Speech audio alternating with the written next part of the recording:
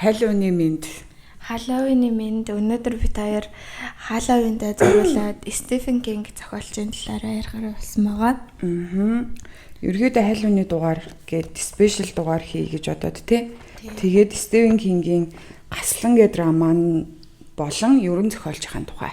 Ерөөдөө зохиолч. Тийм гэж ярих гэж бодлоо бид хоёр. За чамар сайн сах юу байна да? Тэрнээс өмнө За би тэгээд ер нь бол номоо уншиж дуусгаж чадаагүй. Яагаад тэгэхээр би яг номоо эхлүүлээд удааг байхдаа өөрийгөө цусны хор тавтартай гэдгийг мэдсэн. Тэгээ шоконд ороод сэтгэл ерөөсөө тогтож чадахгүй, номоо уншиж чадахгүй байсараад Halloween болчлаа. Тэгээд Halloween дуусгаад байдаг. Тэгээд яг хөөхтэй одоо нэг мэдээд 7 хоног байгаа болохоор одоо яхандаа арайд илүү сэтгэл тогтсон байна. Тийм ихтэй бас нөгөө нэг яг тийм амар хүндрээгүй одоо нөгөө ихэн үешд дээр явж байгаа учраас имээр хянаад явах боломжтой. 7 ч гэж баг 14 он ч юм шиг өнөөдөр чинь 5 дахь шүү дээ. Үгүй шүү дээ за. Чи өнгөрсөн 7 хоног тэр чинь тэгсэн мэдтэй. Оо тийш дээ. Тэгээ би ингээд бүр ингээд эмнээсээ болоод юм жоохон харшлаад тэгээ эмнийхэн гаж нөлөөлөл нь гарч ирээд ингээд жоохон илий балаа болсон байгаа шүү. Цаг хугацаагааж мэдгүй нэрээ 14 хоног болсон биз тээ. Тэгсэн шүү дээ хөө. Тэгсэн би нэг 7 хоног гэж өнгөрсөн үлдэх өдөр мэдсэн шүү дээ. Тэгсэн шүү дээ. Тэгээд эмнэлэг твцсэн шүү дээ. За. Тийм. Ийм болоо явж байгаа юм байна. Тийм. Гэтэ яг сэтгэл санаагаараа өдрөг өндөрлөл байхыг хичээн штэ тий. Одоо тэгээд залуу байна. Эрт мэдлээ. Тийм. Тэгээд ямар нэгэн хүндрэл байхгүйгээр имэрийн хянаад явбал болох байхаа. Гайг байхаа гэж би бодож байна. Яг хоо ингээд цаашаа тэгээд ном руугаа орё дөө хэллээ тий.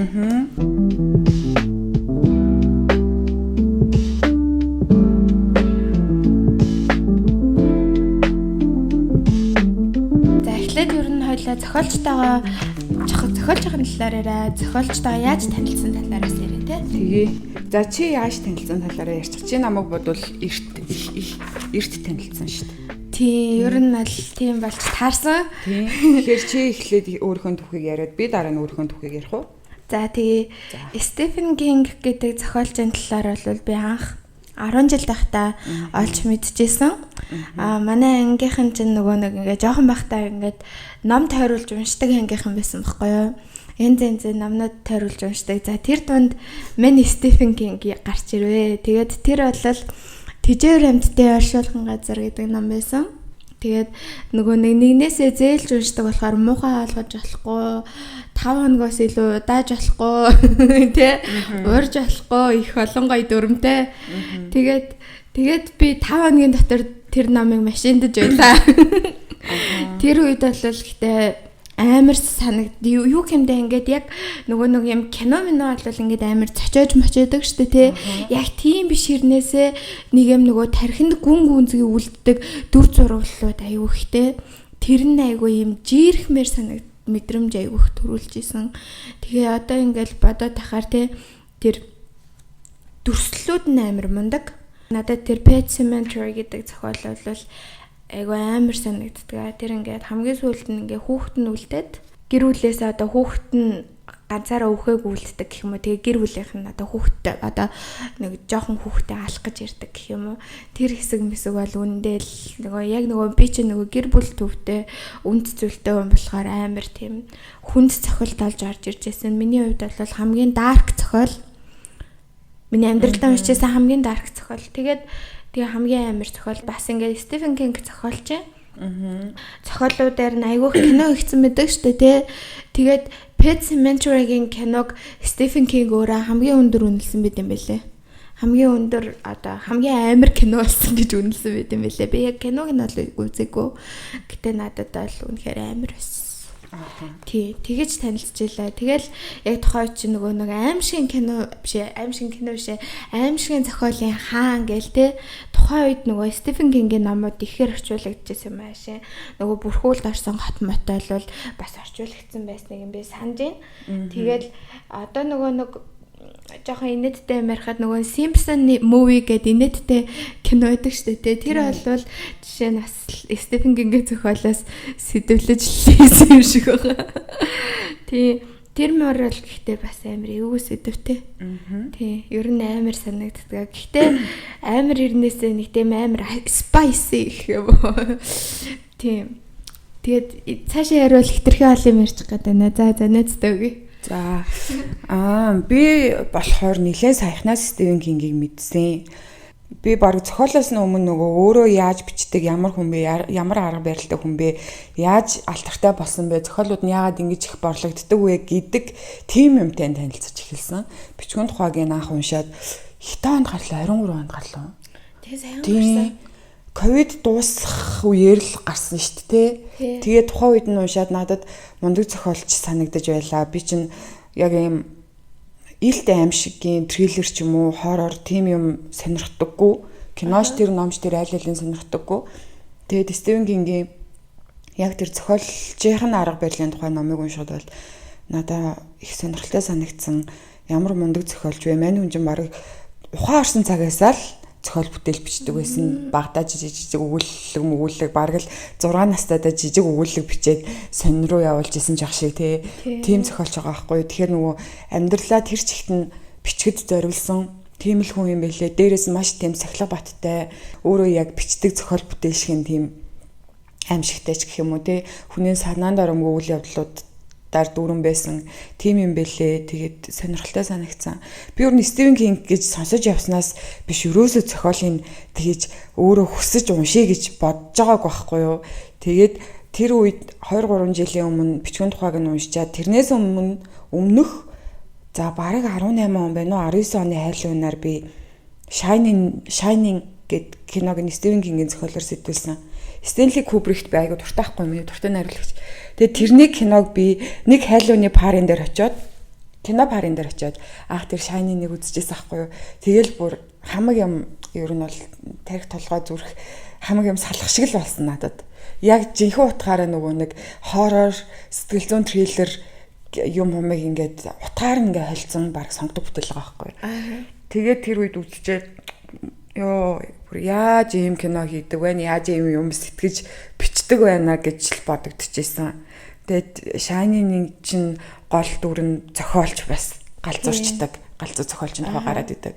Тэгээд одоо хоёулаа энэ ярих гээд байгаа Гаслан гээд романы гол дүр нь бас алдартай зохиолчийн тухай байдаг штэ. Тийм. Би бол тэгж танилцчихлаа.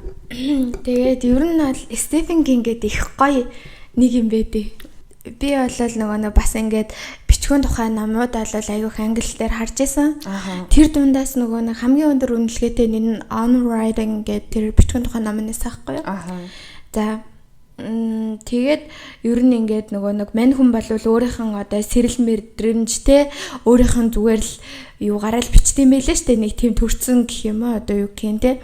Гэтэ надаа ингээд Стивен Кингийн бүх зохиолоос ингээд хардаг нэг юм юу вэ гэхээр дандаа толны тусгаал байдаг. Дотоод ертөнцийн хүмүүсийн сэтгэлийн гүнд байдаг хар бараа мэдрэмжүүд, хүмүүсийн айцтай, хүмүүсийн одоо ингээд юу ч гэмээр юм. Нэг тийм хүний дотор тусгал байдаг дандаа. Хүн өөрийгөө Стивен Кингийн зохиолын дараа тусгаж хардаг. Зүгээр л нэг коммершил зохиол бичээд байдаг биш. Тэ? Тэр нь нэг тийм цаанаа ингээд бид нарыг одоо өөрийгөө харах боломж олгодог гэх юм уу. Сайн ингээд Shining дээр юу ярих жилаа мартчихлаа гэсэн. Тэгээд Shining-ийн дөрүүд бүр үнэхээр галзуу те.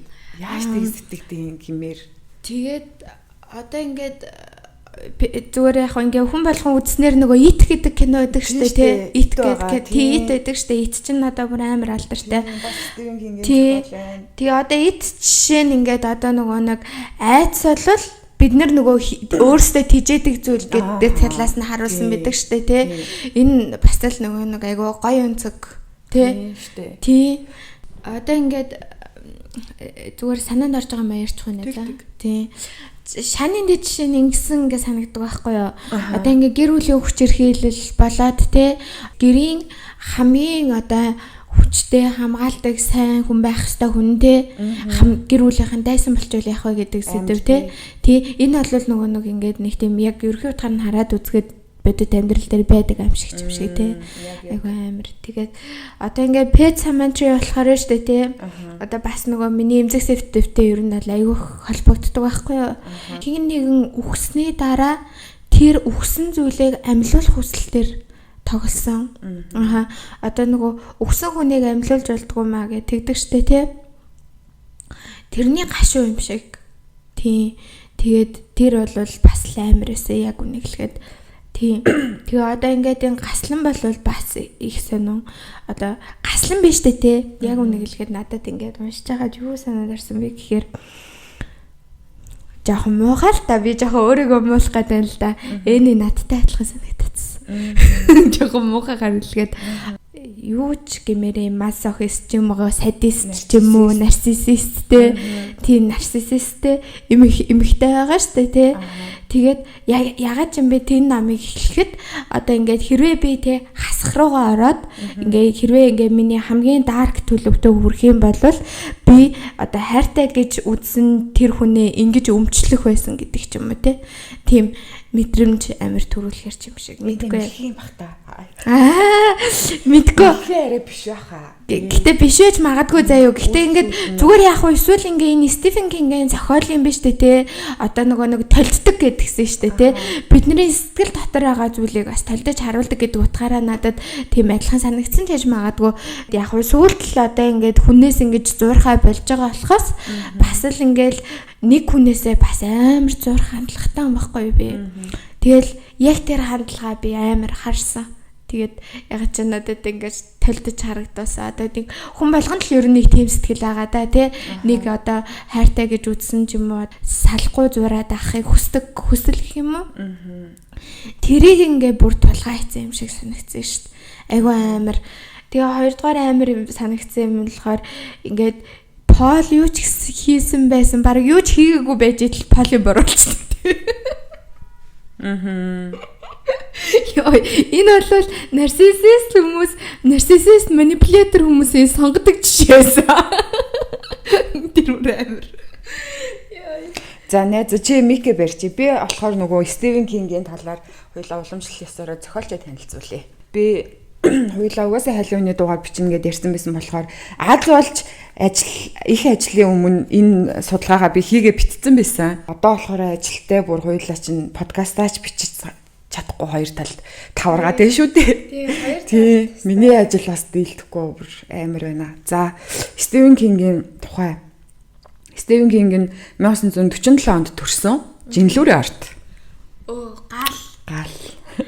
Тэгээд ерөөхдөө мань хүн айдас, триллер, сэтгэл зүйн уран зохиол, фантастик, мистиктэй тийм төвшүүрийн төрлүүдийг одоо дагнж бичдэг. Багасаа айдас нууцлаг зүйлд тэгж татагддаг байсан гинэ. Тэр талаар маш их ингэж ургуулan боддог, өөрөө фантазилдаг байсан. Бүр хүүхдтэй хасаал тэгдэг байсан юм байна л та. Анх 6 настайдаа явж агаад галт тэрний осол харсан юм байна л да.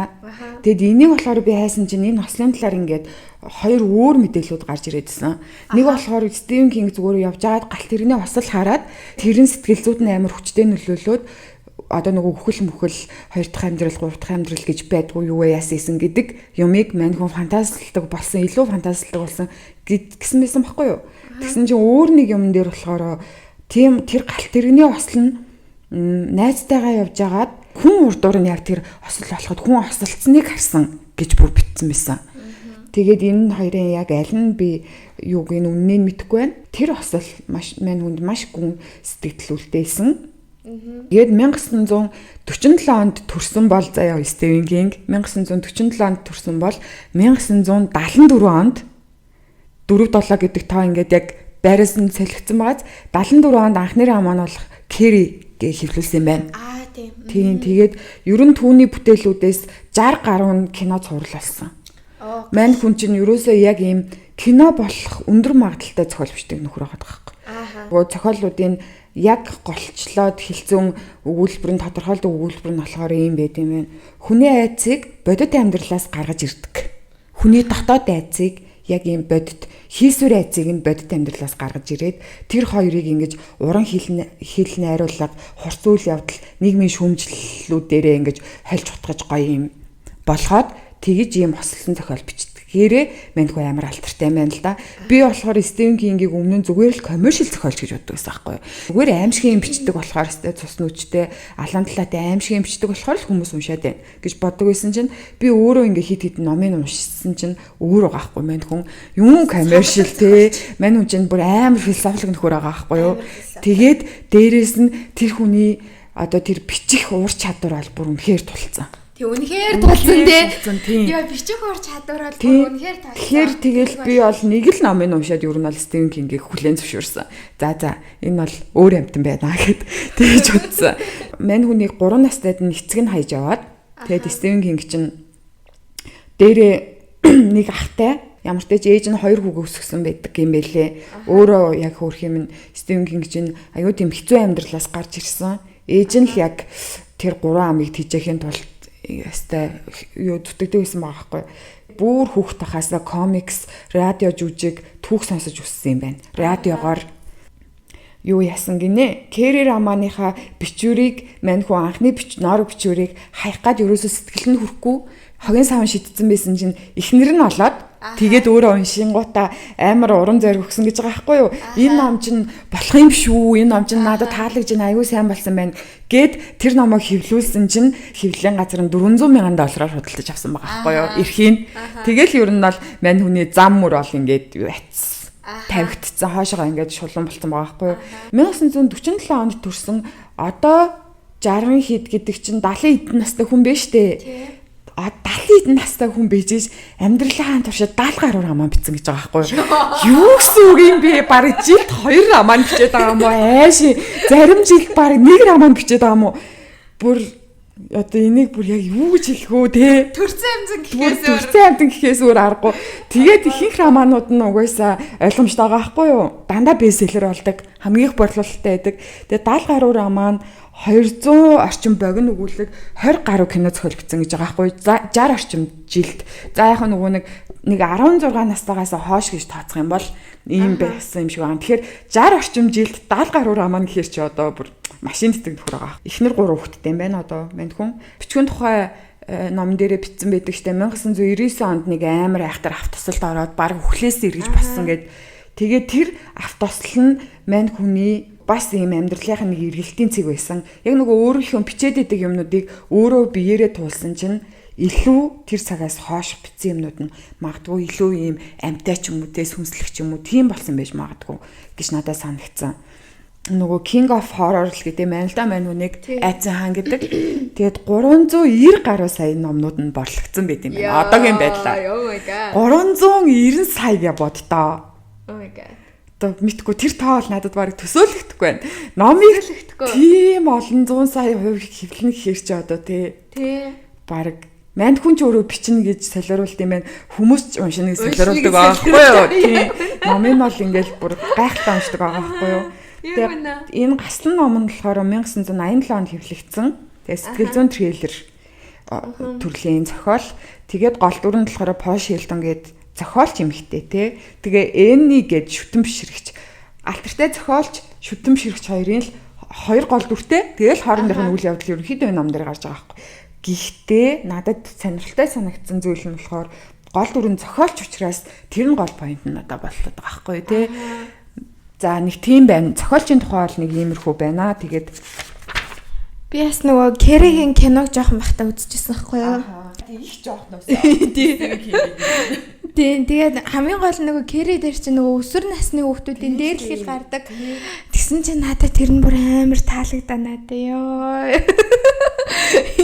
Тэгээд би яг ингээ жоохон бахта яг үнийг хэлгээд тэр миний дотор ертөнцөөс байсан гэж. Ингээд намайг гомдосон бүх хүмүүсийг би ингээд те яг ингээд яг тийм Кэри шиг те ингээд бүгдээр ингээд буцааж ингээд харамсуулах юмсан те бүгднийг ингээд цуснаас олоод ингээд намайг шолж байгаа юм бол бүгдээр ингээд цусаар будааж ил та гэдэг мэдрэмжтэй.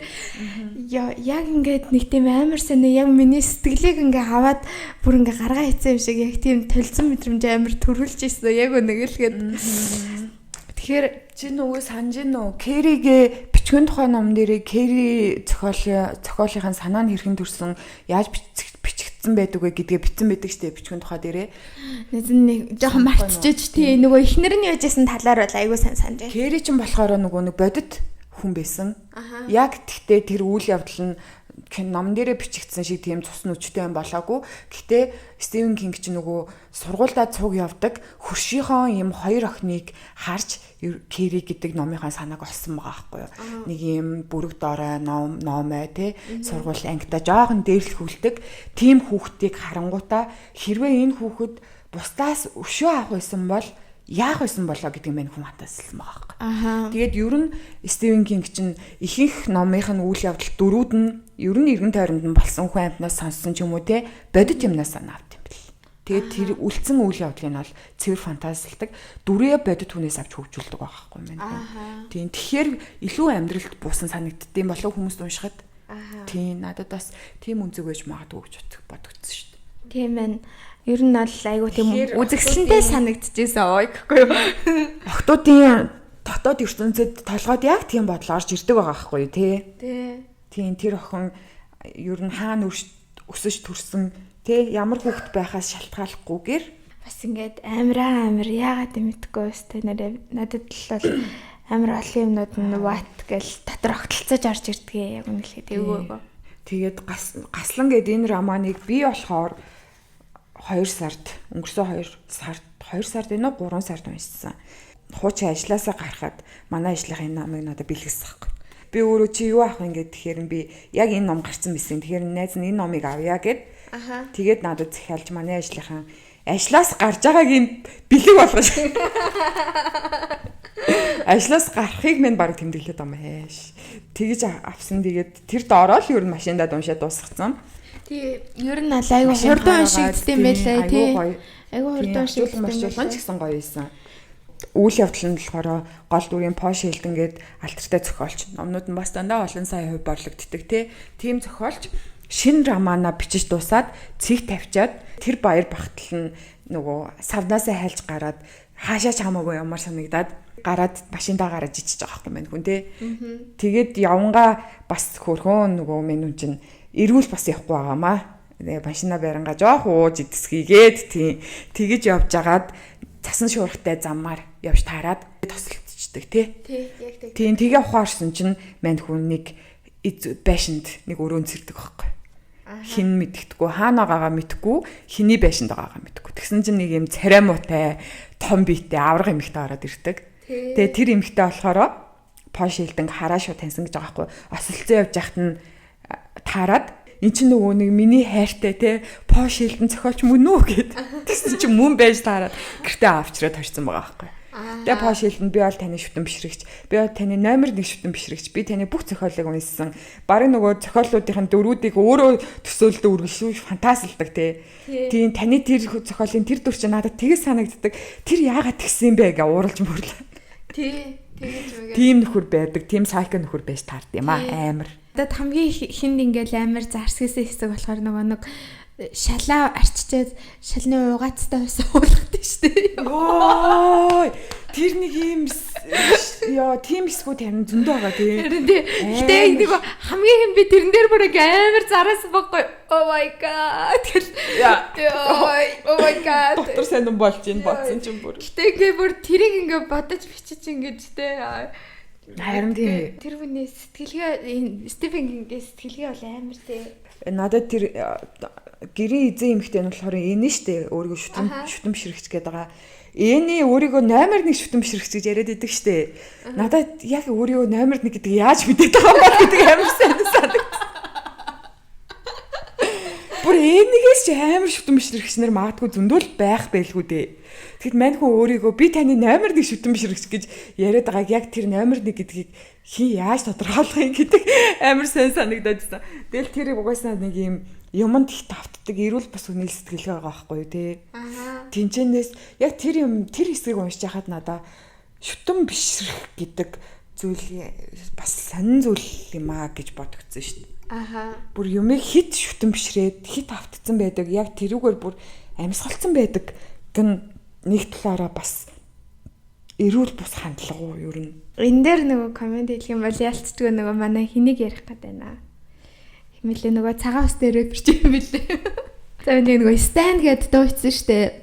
За манайхан бол сонсож байгаа хүмүүс нь бол мэдчихэж байгаа хаа. Үгүй нөгөө юм байгаа штэ.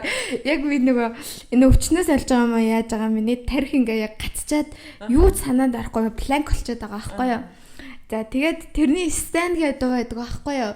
Тэр Stan гэдэг дуу нь бол бас яг нөгөө нэг юм фэн байнга өөрийгөө дагдаг, байнга юу яадаг тэгээ юм өөр нь бүр ингээ өвчлөлцөн фэн гэдэг. Тийм дуу байдаг. Тэгээ магадгүй нөгөө мань хин болвол мань нөгөө рэпер энэ номноос бараг тий бас ингээ тэр мэрийг сэтэлцэн байж боломжтой бас эсвэл яг мань хүн яг өөрөө тэрийг ингээл бас яг амар мэдэрсэн л ахalta. Тэгэхээр яг энэ тий ийм станууд бол тэгэхээр яг үнэхээр байдаг байгаа олж таарж байгаа байхгүй ер нь бол тий эвгүй гарууд тэгээ бас стануудыг ярихад бол солонгосын стенүүд байдаг штэ. Яа, oh my god. Бүр амар те мэдрэл муутай юм уу гэх гэмээр. Тэд нэр бол бас амар ингээд K-pop-ийнхан бол K-pop-ууд солонгосууд ерөндөө киноныхын ч нэг бол ингээ үзэн ядсараа алаа ичж байгаа тий. Нэг болтон биширж ийн гэд яг өөрсдөө байлгах гэдэг. Яг тэр хүн нь одоо утсан хөлтэй юм хаашийн тий. Тий. BTS-ийн Jungkook-ийг тамиг татсан зураг сошиал дээр тавигдсан чинь Жунгүүгийн халаар тавиг татсан бэ гэж тэнэгтэй тах юм би бүр тэрэндээ гүхэн тавиг татчих болохгүй юу? Бүр яг тийм байхгүй юу солонгос винүүд те. Тэд нар бол энийг гаруулдаг гэсэн аах. Тэгээд надад энэ дээр нөгөө нэг яг тийм хүмүүсийг дахин шүтэх гэдэг нэг ойлголт байгаа даа штэ. Шүтэн бишрэгчээс гадна дахин шүтэх. Баг тэр дахин шүтэх нь илүү тохирох юм шиг надад санагдсан штэ.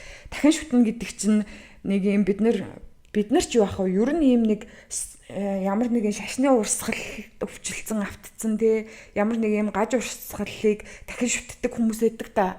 Яг тэр нь ингээд үнэн. Тэр зөв тийшэл явах хэрэгтэй гэдэг хүмүүс сэтгэлгээ тэ одоо ийм урлагийн ямар нэг юмыг дахин шүтэж байгаа хүмүүсийн сэтгэлгээ яг ижлэх юм шиг санагдаад идэг. Тэгэхээр дахин шүтэх гэдэг өөрөө нэг тийм зүйтэй зүйл мөн үү гэдэг дээр бол аюу эргэлзээтэй миний бодлоор шүтэн биширч бид нар болно. Гэхдээ хэмжээ хязгаартай байх хэрэгтэй. Тэгээ шүтэн биширнэ гэдэг юмараа өөрийнхөө тэр амьдралыг ингээд би гэдэг хүн баг байхгүй болоод тэр хүнийг шүтэн биширж байгаа нь миний амьдрал болчиход байгаа байхгүй юу? Тэгээ миний өөрийн гэсэн хувь хүний ертөнцтэй мөрөөдөл зорилго юу ч байхгүй гэр хүмүүс бараг тэгж нөгөө хүнийг юм уу ямар нэг юм их дахин шүтдэг болсон. Тэр үзэгдэл бүр айгүй хавтгаарчсан юм шиг надад санагдаад байна шүү дээ. Тэр K-pop дээр бол бүр яг л харагддаг л та тий. Шүтэн бишрэгчгээд ярьсан ч бас нэг хэсэг бүр үнэхээр ярьж болохгүй юм шиг санагдаад байна л та. Энэ бол Michael Jackson-ийн фэнүүд. Чи харж ирсэн үү? Одоо ингээд Michael Jackson-ийн фэнүүд дээ штэ тий. Michael Jackson ч нөгөө нэг одоо дуугч мөрчөнцтэй бүр ингээд шилэг борлуулалттай урамталчтай ордог тий. Тэгээ бүр ингээд түүхэн домоглог ер нь бол амар тийм олон фэнтэй. Тэгсэн чинь Michael Jackson-ийн одоо ингээд дээр үеийн видеонууд тоглуулад үзэхээр Michael Jackson-ыг хараад ухаалтаж унаад байгаа хүмүүс байдаг байхгүй юу? Бүр яг ингээд зөө ухаалтаад насилкэн дээр ингээд аваач хөрчлөө. Амар их байдаг байхгүй юу? Тэгээд би бас ингээд амар юмнаас хасж ирсэн заяа. Michael Jackson ч нэг амар баян болсон. Тэр одоо мэдсэлд орсон шүү дээ. Тэр нь бараг ингээд нөгөө тоглолтын юм нэг хосол олоод нүүрнийхээ найрс түлэгдээд мүлэгдээд те. Тэгээд нүүрэндээ ингээд майрс оюулахаас өөр аргагүй болсон ч гэнэ. Би зүгээр энэ цоо яриа шүү заяа. Сонссон шүү. Энэ баталгаагүй шүү. Тийм юм хумуртал сонсч ирсэн байхгүй юу. Тэгээ ингээд нэг тийм олон фэний нэг золиос болсон юм шиг санагдаад байдаг байхгүй юу. Michael Jackson нөгөө амьд ах үедээ хүүхдүүдийн царай маяг хүртэл гаргадаг байсан шүү дээ. Цадах чаа ингээм нөгөө улаан цэнхэр торон дотор хүүхдүүдийн царайг нь ингээд толгой дотор нуугалцдаг. Тий хааж одоо ингэж зурагт мурагтаар гаргадаг. Шүтэнч бишрэгч фэнүүдийн золиос олсон яг амьд жишээ нь бодлоо. Амдаараа бараг дахин шүтэгдээд дахил болсон юм шүү. Тий ер нь Michael Jackson яг тийм хүн шиг санагддаг. Өчгөө л идэв шүү. Яг тийм гарууд чинь. Амдаар нь бараг тахичих гал идэв шүү. Тэр чинь бүр яавч ирүүл зүйл биш байгаа байхгүй юу? Тийм. Одоо ингээд бидний амьдрал дээр те хин одоо ингээд тоглолтыг үзэж байгаад яг ухаалтаж унаад байгаа нэ. Надад тэр бүр амар санагддаг байхгүй юу? Майкл Джексны фэнүүд бол өгнөн нөгөө юу sick so sick ноён талхны өсчний газар дээр нөгөө зүцгийг хараад донатнууд ухаалтаж унаад идэг штэ чих шиг би бол тэрийг мэдэж байна.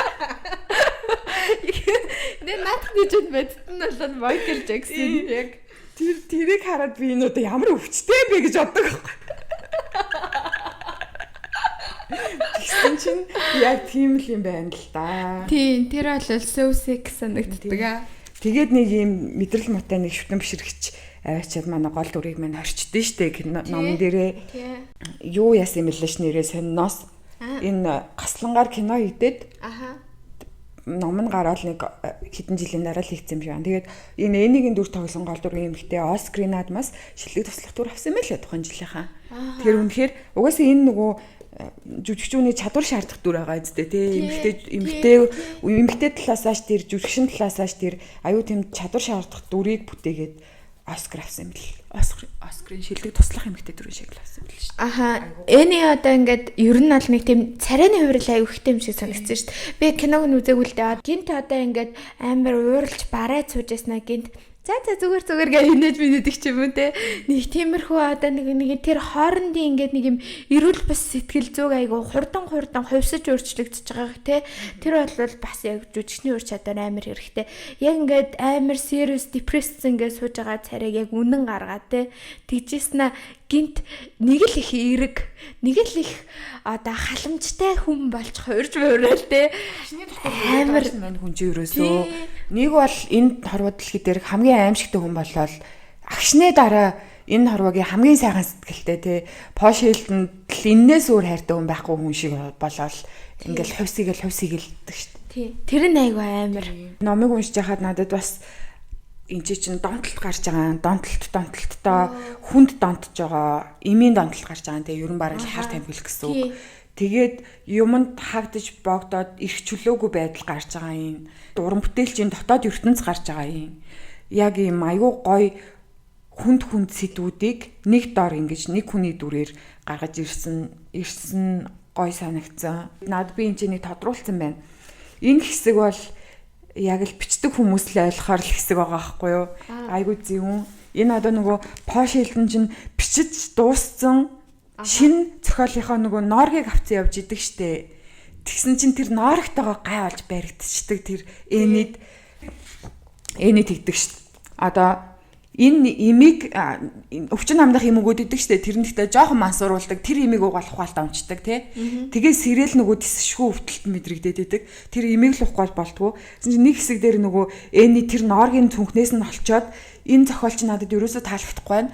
Чи энэ зохиолоо нэг бол шатаа өөрийнхөө гараар шатаа. Үгүй бол би чамд имиж өгөхгүй. Тий. Имүү зохиолоо гэдэг ийм хоёр сонголт Полд өгчөөд Пол гэсэн чинь ингэж дотроо ботсон байгаа байхгүй юу? Эний ноорог тогшин 3 удаа түд хийх чимээ битүү гарлаа. Өвчнөд баригдаагүй эрүүл саруул Пош Хилтоны сэтгэл зүрхээ зориулсан 190 мянган үг 5 хүний амьдрал. Хорон мөч өнгөрөх тусам салж хацгаад улам амархан санагдаж буй 190 мянган үг 5 хүний амьдрал гэж байгаа байхгүй юу.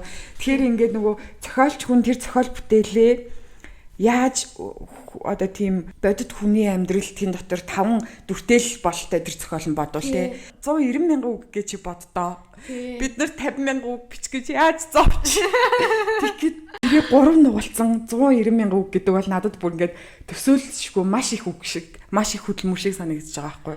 Тэр 190 мянган үгээр бүтсэн тэр 5 хүний амьдралыг зохиолт маань яаж л тэр ноорг нь дахиад байхгүй те ганцхан хувь байгаа. Фак тэр нооргийг шатаачгал юм бол дахиж яг тэрүүн шиг зохиол бичнэ гэж байхгүй юу? Байхгүй хязгаарч байхгүй. Пол болохоор хөөх юм нилээн тисэж байгаа байхгүй юу?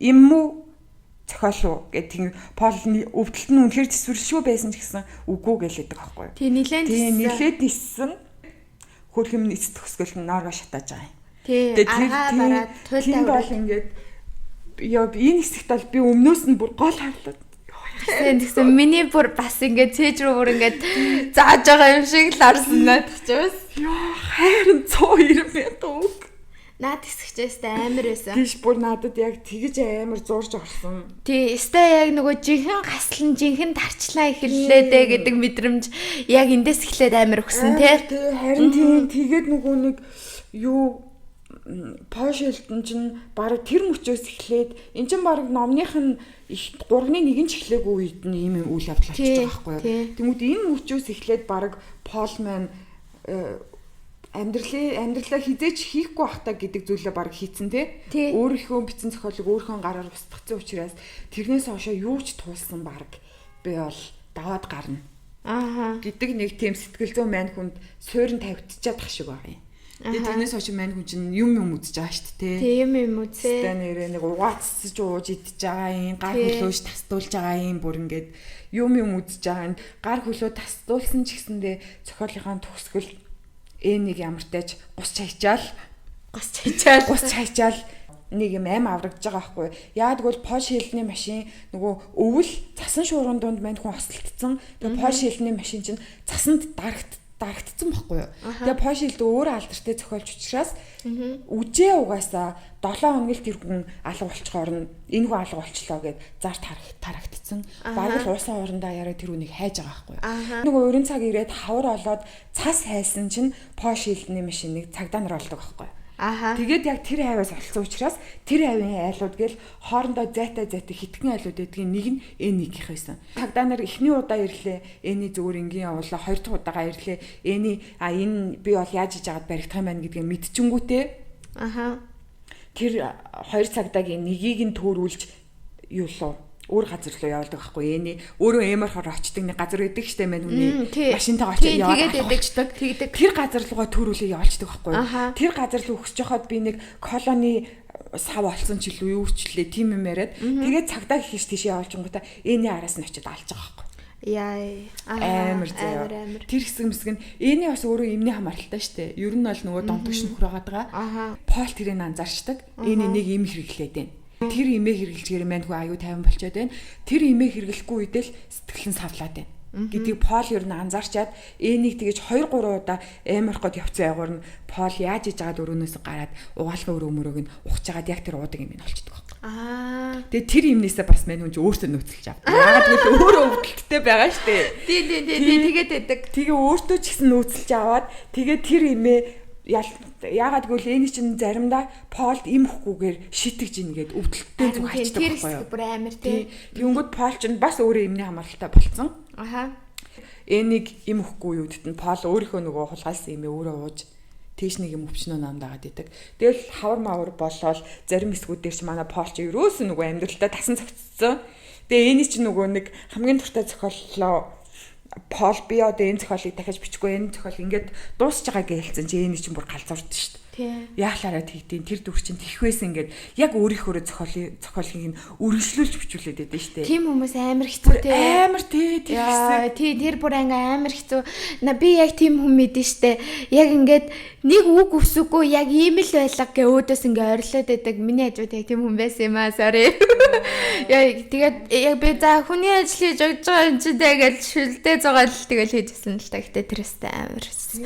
Тийм хүмүүстэй амар хэцүү. Пол ч нөгөө нэг зохиолч биш баг энийгээ хажууд тэр нөгөө зохиоллоо үргэлжлүүлж бичих тэр үйл явц нь зохиолч биш баг л зүгээр бичээч чиг те байгаа байхгүй юу. Одоо энийгийн хүслийг гүйцэлдүүлэгч болчихж байгаа байхгүй юу. Тийм. Эний үгүй энэ хэсгийг гингүүд яг л тэрийг бичдэг. За эний надад зүгээр хоолыг минь өгөөл эмийг нь өгөөл байж ивэл би энийг бичиж чаднаа гэл мань хүн зүгээр л бичээч болоо яварсан байдаг. Тий одоо нэг талаасаа тий нөгөө өстэй муухагаар хэлгээд байна шүү дээ тий одоо тэр ингээд өөрийнхөө зохиолыг ингээд US-ны дараа читаасны дараа тэр хүний одоо нөгөө нэг амин хүч байгаа байхгүй юу одоо нөгөө сэтгэлийн амин хүч байгаа гэх юм уу сэтгэлийн амин хүхэд тэгээ одоо ингээд нөгөө нэг би зүгээр л за энэ би зохицсыг яаж одоо амин гаргах вэ гэдэг марки шууд тэр төлөв рүү шилжээл тий тэгээд надад найз ингэ санагдсан заяа. Одоо энэ нөгөө misery гэж зохиол бичиж байгаа штэ. Misery гэд гол дүртэй. Тэгсэн чинь нөгөө ном маань өөрөө misery гэдэг нэртэй. Надаа ингэ санагдсан байхгүй юу? Нэг тийм энийг юу штэ те. Ингээд зохиолчийн дотор байгаа дүр заяа. Зохиолчийн дотоод зөрчлийг харуулсан зохиол юм шиг санагдаад байна. Тийм л дээр юу гэж бодож байна. Одоо ингээд яг хуу энэ бол ингээд нөгөө сүүл нь одоо ингээд Пол ингээд энийг хий хараад байгаа штэ тий. Тэр ингээд нөгөө эний ингээд нөгөө насан туршдаа одоо ингээд тэр Полын толгой дээр тархин дотор амьдарч байгаа юм шиг гэх юм уу. Тэнгүүл ингээд зохиолч амьдрахч болсон. Тийм түрээсгүй гэж. Толгой дотор амьдарч юм түрээсгүй. Нэг яг тэгсэн төсөөлөн. Тийм тэгээд түрээсгүй амьдрахч болчихж байгаа. Тийм тэгэнгүүт надаа ингээд нэг тийм зохиолч хүний дотоод зөрчлийг ер нь бол харуулсан зохиол юм шиг санагдаад байна байхгүй юу? Тийм. Энэ нөгөө юу яаж байгаа штт. Дунд хэсэгт нь Полын мизери эргэж ирсэн гэдэг энэ зохиол нь яваад тэгсэн мөртлөө зохиол дотор зохиол яваад байгаа штэ. Йоо энэ бол зүгээр амар чадвар байхгүй. Яаж ингэж бичдэг байна гэж л надад санагдсан шүү дээ. Тий, ингээд зүгээр яг үндсэн зохиол нь явж байгаа. Тэгсэн мөртлөө тэр дотор гол дүрийнх нь бичиж байгаа зохиол нь давхар яваад байгаа. Энэ бүр үнэхээр гайхалтай. Тэгээд төгсгөл нь энэ зохиолоо мань хүн чинь баг хүүшээ эн чинь баг зохиол болчихж байгаа юм биш үү гэж бодоод хөвлөж мөвлүүлээд байгаад байгаа штэ мань хүн чинь. Тэгээд тэр нь бүр амар од олж молоод тэгээд нөө эний чи үхтгээрээ үхгээд мань хүн чинь яг хүл гарна идэгдгээрээ идгээд ер нь хавар болсон чинь хүл нь нилээн бор олцсон байсан штэ. Гайгүй олцсон тэрэгэнсэртэй мань хүн чинь босоод нэг жоохон өөр мөргөө төрч мөрөөд ингэж явах хэмжээний олцсон байсан штэ. Төгсгөлийн тэр хэсэг бас намайг шокруулжсэн байхгүй юу? Амар нөгөө нэг юутай ийм юу гэдэг үлээ сэтгэлийн нөгөө нэг юм тайван биш одоо тэр нэг лифтэнд эний бууж ирж байгаа юм шиг байгаад байгаа тэр нь амар төвшөртэй ёо тэр хэсэг дээр нь би бүр ингээд төвшөж үхчихсэн заа үгүй эний үхээгүй мó яахаараа гараад ирдэг үлээ гэж насны трама болно гэдэг юм үнэхээр трама болсон тэр бол өстой жинхнээсээ манай Полын дотор үрдэл эний бол амьд байгаад байгаа байхгүй юу. Тэр нэг хаач явсан эний өөрийг нь дагж байгаа юм шиг хаач явсан бариад ирэх юм шиг энийгийн тэр гараас мань хүн хизээш гарч чадахгүй юм шиг тийм сэтгэл зүйтэй угаасаа үжээ болсон байгаа байхгүй. Харин тэгээ тэр нь бодит ч юм уу хийсвэр ч юм уу тэр нь мэддэхгүй тэгж мэгж битсэн үнэн төвшөртэйс надад. Яа эний үнэхээр үхсэн болов уу үхээгүй болов тий. Үннээсээ Полын хажууд гараад ирсэн болов Пол зүгээр төсөөлөд байгаа юм болов гэдэг ч юм уу. Гэтэ манай Стингийн гэж ерөн зохиолуудаа нэг тим юм аюугаа шигтгэж өгдөг штэ. Тий. Нөгөө нэг юм трамат уулгаар. Тий. Тэгээд тэр бол ингээд яг хүний сэтгэлийг уншиж хахад тэгэж амар төвшөрөн мэдрэмжинд автуулж ийн гэдэг чинь мань хүн үүргээ биелүүлсэн байгаа даахгүй ном тий. Тий. Ер нь яг үнэ наадах чинь яг үнэ. Тэгээд амар санагдсан штэ ой. Ер нь бол яг Стефен Кингийн зохиолыг чинь бас арай яг тийм нэг амир юм яг ингээд траматуулж чадаад байгаа байхгүй юу? Тий. Амар гайстэй энэ төгсгөл нь байрны ханаас жаал хүүд чимээ дуултлаа гэл хархны чимээ юм болов гэсэн чинь биш байлаа гэл эний байжээ гэл тий. Тэгээд тэгсэн чи эний үжээ Нью-Йоркт нүгэд ирсэн. Үхээгүй амьд амьдрал Полыг дандаа араас нь үрдэж мөшгөл дагж ийн магж ийн гэл мань хүн тэгээд өөрөө төсөөлж мөсөөлөл яаж итл зохиолч болохоор амар төсөөлөх юм аа. Үнэ хэцүү. Тий тэр мөрнөөс амар штэ бурхан. Одоо ингээд бид нэр юм байна штэ тий. Одоо ягаад ч ингээд нөгөө нэг зохиолч хүний дотроо ингээд юм байдаг зөрчилсөг санагдсан байхгүй юу? Одоо би ингээд чичмээр ингээд тэгэнгүүт дотор нь нөгөөх нь өөр юм баймаар байна гэдэг ч юм уу тий. Мэдхгүй ягаад зүгээр л надад зүгээр тийг санаанд орсон байхгүй юу? Нэг тийм эний дотор нь байдаг нэг юм өөр нэг дуулаач юм шиг. Тэгэл тийм нэг Монгол өгүүлгийн ном байт юм аа. Маадах чинь аимшигын ном манад бичдэг хитгэн л хүн байгаа да. Үгүй яг нөгөө аимшигын ном биш яа. Одоо ингээд нөгөө нэг би саяхан би жоохон бахтай тэр өгүүлгийг уншичаад тэгээд ингээд нөгөө нэг юу яагаад гэдэг вэ? Тэр хүн ингээд нөгөө юмаа бичээл лөө зүгээр ингээд амьдраа явж итл за нэг толгой дээр нэг хүн сүхвэрсэн юм шиг байнга санагдаад байдаг. Тийм төсөөлөл тийм мэдрэмж төрүүлээд байдаг. Тийм өгүүлэлгээс аахгүй юу? Тэгээ би саяхан нөгөө нэг тэр өгүүлэлг санаанд ороод би тухайн үед бол нэг сайн ойлгож байгаагүй Гэхдээ ингээ яг сайхан надад нэг тийм мэдрэмж төрсөн байхгүй юу? Тий сайхан энэ өгүүлэлч яг ийм мэдрэмжийн талаар бичээдсэн биз дээ гэд би сайхан тэр өгүүлэлгийг ойлгоод гинт ойлгоод дараа орж ирдээ шүү дээ тий. Тийм дараа мараа уншижсэн юмнууд ойлгоод байна шүү дээ. Тий. Тэгээд надаа ингээд гинт зүгээр бодсон байхгүй юу? Полын дээр тэрс хүрээдсэн үгүй энэс. Аха. Нөгөө нэг дотоод зохиолжийнх нь надаа ингээд нөгөө нэг юм төгшөр сэтгэл мэдрэмж гэх юм уу? Одоо юу гэх мэдгүй. Тэгээд ингээд тийм. Лео Кортасер гээд зохиолчийн Хоёр хаан бишээ. Хоёр хаан хоёр хонгил гэдэг номонд нь байдаг. Эзэнгүй байшин гэдэг нэг өгүүлэг байдаг байхгүй юу? Тийм. Тэр өгүүлгийг би бүр оюутан болоод би уншижсэн баг худалч үнд жил болгон л тэр өгүүлгийг надад аюу тийм сонир өгүүлэг шиг санагддаг заяа. Гэхдээ би унших болгондоо ерөөсөө ойлгодгүй байхгүй. Би тэгээд амхандаа л уг нь ойлгохын тулд тэр өгүүлгийг би уншдаг ойр ойрхон. Гэхдээ би ерөөсөө ойлгодгүй байхгүй юу. Энэ яг юу болоод байгаа болоо гэл уншаал гэдэг ойлгодог. Тэгсэн чинь би тэр өгүүлгийг бүр нилээ хэдэн жилийн баг өнгөрсөн ч штэ ойлгосон штэ. Зүгээр л юм бодож байжгаад хүүшээ тэр өгүүлэг чинь тийм утгатай юм байна штэ гэ. Тин тэр өгүүлэгт юу гардаг вэ гэд гэхээр юу яадаг байхгүй юу? Экстүү хоёр байшиндаа эзгүүлэлт хоёулах нь үлдчихдэг байхгүй нэг юм дайны майны үе. Тэгээ юм олон өрөөтэй байшин. Тэгээд яг өөрсдийнх нь байшин гэдэг үг нь бол тэгсэн чинь тэр байшингийнх нь өрөө болгоны нэг нэгээр ингээл танихгүй хүмүүс тэр байшинд ирээл эзлээл гэдэг байхгүй юу? Тэгэл өрөө олгоно эзэнтэй болол мань хоёр бүр ингээд хавчигдаал шахагдаал ихтэйд ингээд байшин бүхлээрээ тэр хоёрын эзэмшилт байгаал бүх өрөөнүүдээр нь чөлөөтэй орж гараал амьдарч чаддаг байсан бол нэг жижигхэн өрөөнд нэг хүмүүс ирж суулаа дахиад нэг өрөөнд нь инглээ гэл ингээл өрөөнүүд нь хүн хүнтэй болол мань хоёр сүултээ өөрсдийнхөө байшинд өөртөө орох орон зайгүй болоод тэгээд тэр байшнаасаа цутж байгаа ч илүү тийм үйл явдал гардаг байхгүй юу. Тэгээд би юусоо тэрийг ойлгодог байхгүй.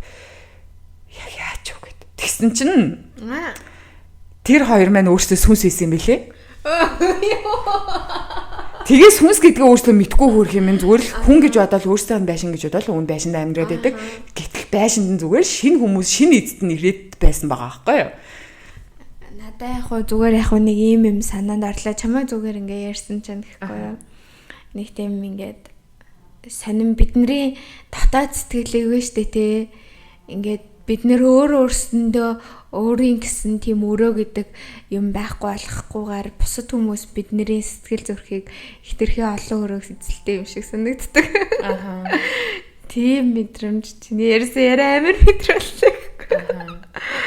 Тийм одоо ингээд би өдөрт ингээд чиний талаар бодно. Өөр хинүүсийн талаар бодно тий. Тэр хүмүүс ингээд миний сэтгэл зүрхийг эзлээд би өөрийнх нь талаар бодохгүй байгаа нь өөрөө би өөрөө ингэсэн өрөөг байгаа ч юм шиг тий.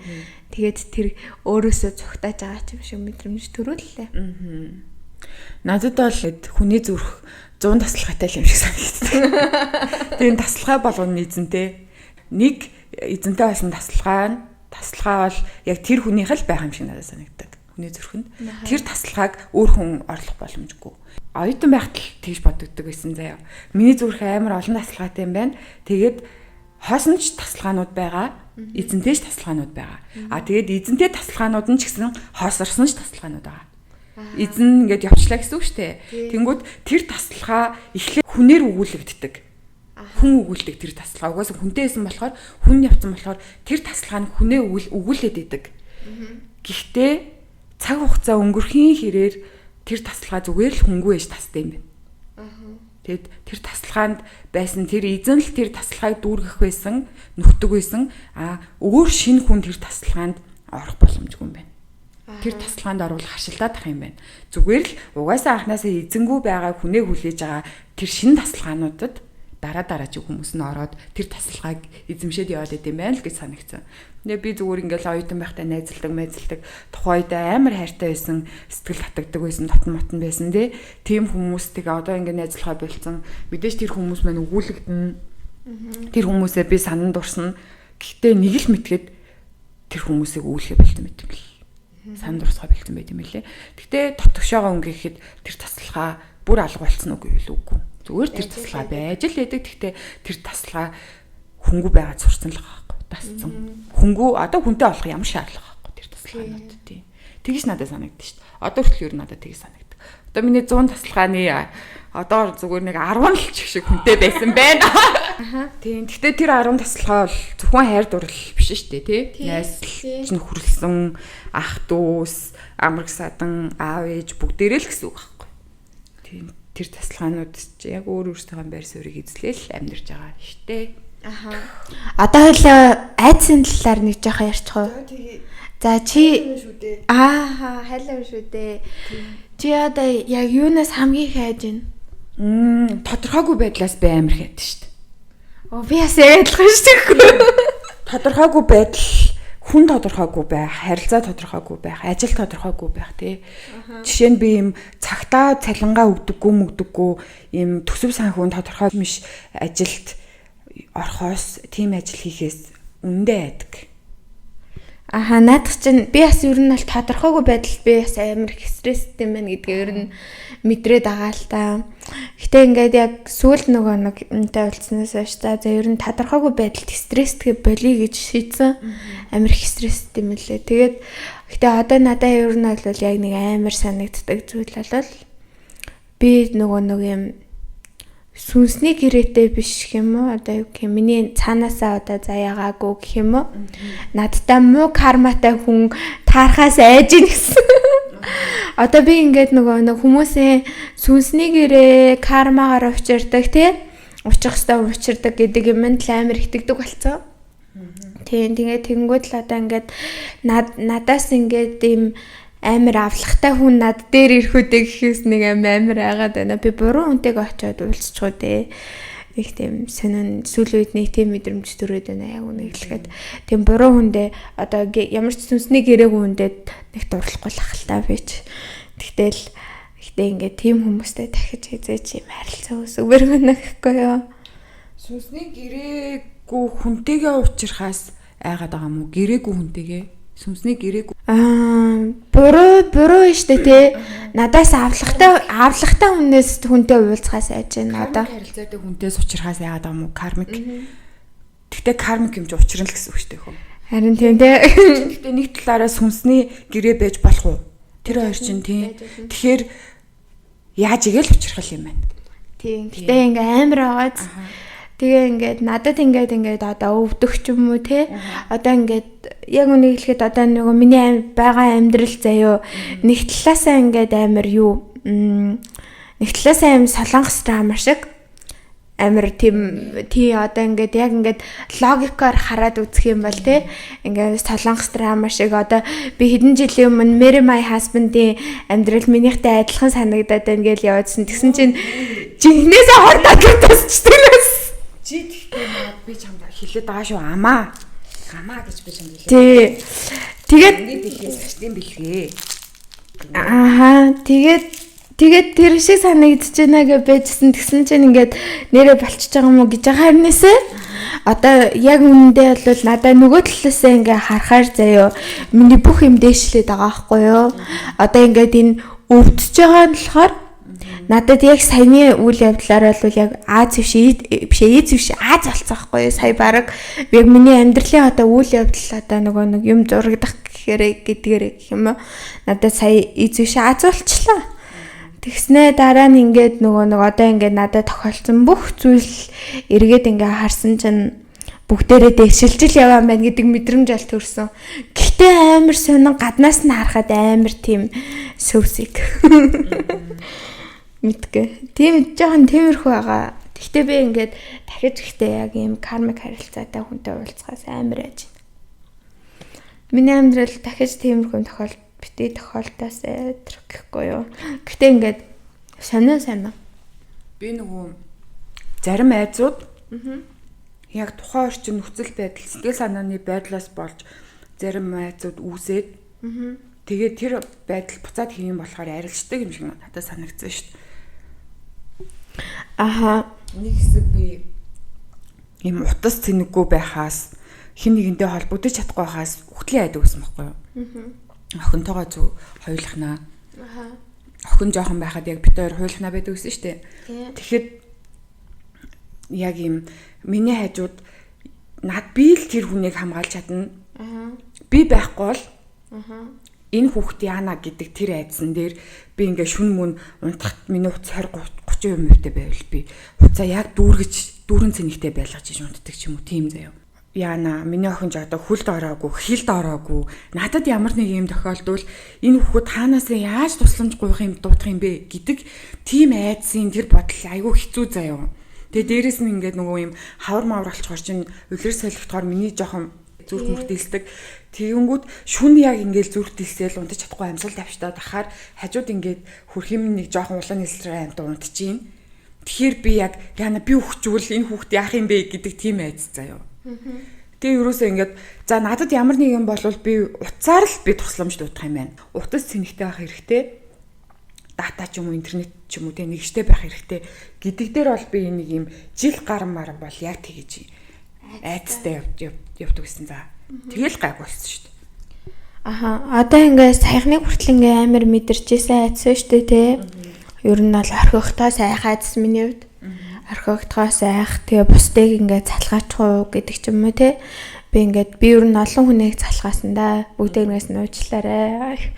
Гэхдээ ингээд би зүгээр бодсон байхгүй юу? Яг үнийг хэлэхэд энэ миний байгаа л энэ юм чин дээ гэж би бодсон байхгүй юу?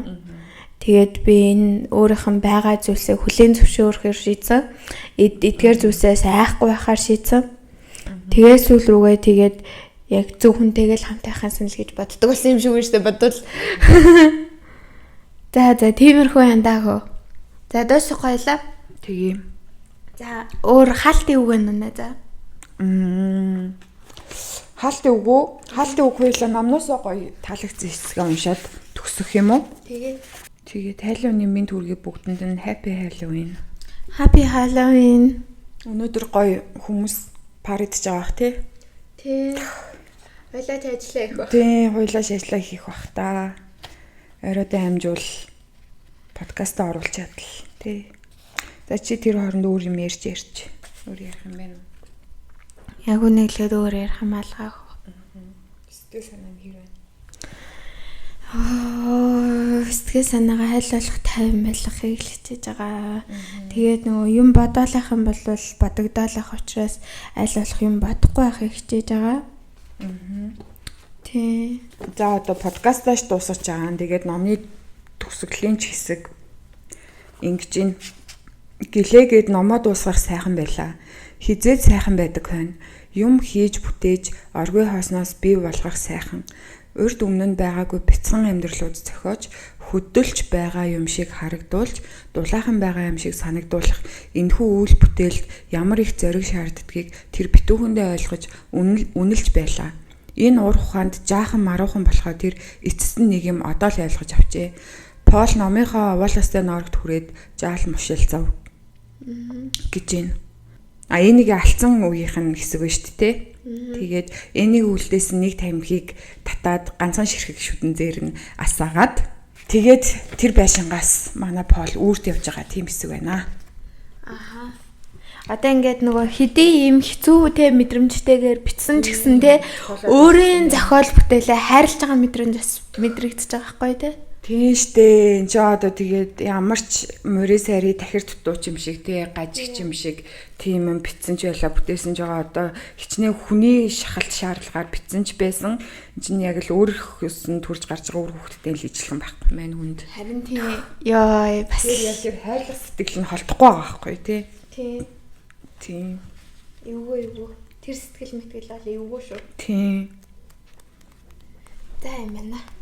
Тэгээд надад нэрээ нэг чи түрүү айц гэд асуусан чинь нэг санаанд орсон юм нь одоо би нөгөө нас ахихын хэрээр миний айцууд аягүй тийм бодит болоод байгаагаа би анзаараад байна. Аха. Дандаа л нэг юм бодит юмнаас айж байгаа. Одоо 100 бол би нэг хүний нөгөө номын ажил аваад тэр ажлыг авахд бол би бас нэглэн төвшижсэн байхгүй юу? Аха. Тэр нь ямар төвшөр айц байсан бэ гэхээр өө яана би энийг бичиж чадах болов, сайн хийж чадах болов, энэ хүнд таалагдах болов гэдэг тийм бодол төвшөр. Тэгээд дандаа би нэг эхний одоо тэр номын баг 3-2-ыг би бичиж дуустлаа.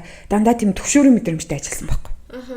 Энд тэгэхээр нөгөө нэг энэ Эни Полд чи энийг яг ингэж бич гэд Пол тэрийг бичиж байгаа тэр мэдрэмжтэй амар ойролцоо байгаа. Тэгээд Тэр надад нэрийг гин санаанд орлоо. Тэгээ одоо ингээд бодох нэ дандаа л ер нь ийм амьдрал дээр боддоор биелэх боломжтой, тохиолдох боломжтой. Тийм зүйлсээс л урьдчилж айгүй айгаа сэтгэл түшээд байгаагаа анзаарлаа. Тэрнээс нөгөө юм хийсвэр одоо эн тэндээс бүгчтгөр те сүнс сүудэр гараад ирэхий одоо намайг хорлчих уу яачих вэ гэдэг юм уу. Тийм юмнаас бол бараг айхаа болчихжтэй. Би ч бараг ер нь айдгүй байсан юм дөө. Тийм. Тийм л энэ да миний айдсууд. Аха. Би айцуудаа хүлэн зөвшөөрч байна. Би ч гэсэн ер нь тэгэл ажиглаа. За энэ ингээд юу шүү те. Хийсвэр зүү шүү. Гэдэл ер нь амгандаа л тэгдэг штэ. Тэгээ бас чадахгүй ч үе гэж байгуу. За тиймэрхүү байна да. Дараагийнхаа подкастаараа эргээд уулзцгаая. За баяртай. Баяртай.